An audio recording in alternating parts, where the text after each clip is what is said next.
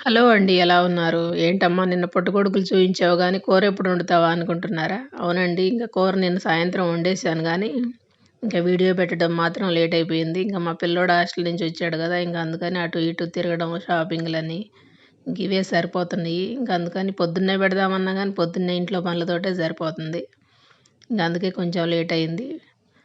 టమాటాలు, ఉల్లిపాయలు మగ్గిపోయిన తర్వాత కొంచెం పసుపు, ఉప్పు వేశాను. ఇంక వెంటనే కొంచెం కారం వేసి ఇంకా మష్రూమ్ అయితే బాగా వేడి నీళ్ళల్లో కొంచెం కడుక్కున్నాను శుభ్రంగా. మష్రూమ్ కూడా వేసేసుకున్నాను. మష్రూమ్ అంటున్నాను ఏందా అనుకుంటున్నారా? కొంతమందికి పుట్టగొడుగులు అంటే అర్థం కాకపోవచ్చు. అందుకే అలా అంటున్నాను. ఇంకా పుట్టగొడుగులు కూడా వేసుకున్నాక నీళ్ళైతే అస్సలు వేయలేదు. అందులో ఉన్న నీళ్ళే వచ్చేసాయి బాగా.